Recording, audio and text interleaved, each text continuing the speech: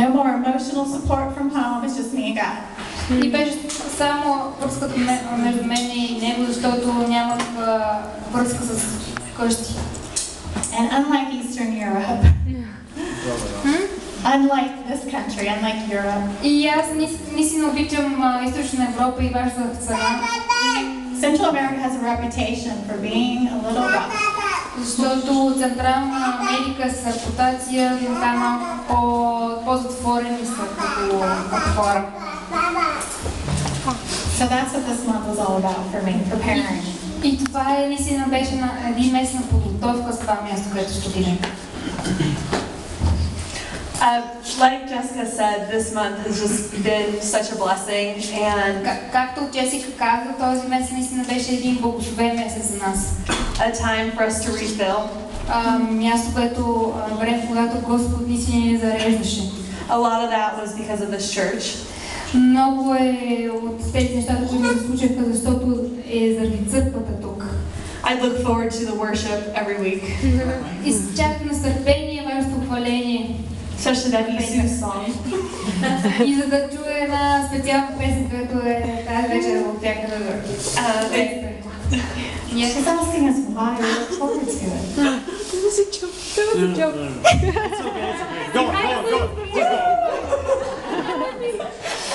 It's just so much fun. You bring so much energy. И наистина ме зародихте с такава радост, с такава енергия от Господа. You sing with passion, you sing with life. Наистина пеете за любовта от Господа. And the messages that we've received here И това, може би, силите и емоционалното ни израстване поради факта за постоянното, което чухме във вашата църква. have been so refreshing. Наистина бях освежаващо нещо за моя живот и за моето сърце. So as we prepare for what's ahead, И наистина Господ нам подготвяше за нещата, които тепърва ще предстоят. our last 3 months, Последните 3 месеца, които ще предстои на нашето пътуване.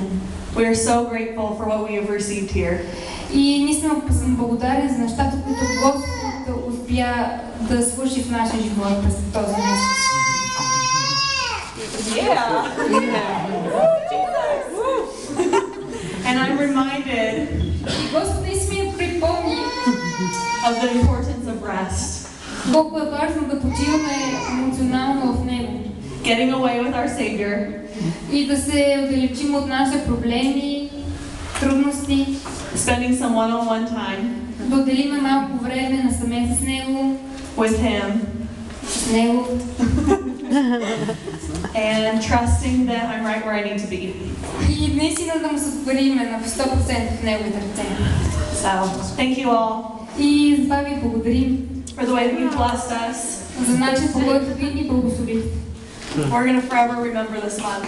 Наистина ще много скъпи са тези моменти, този месец с прекаран с вас. Thanks.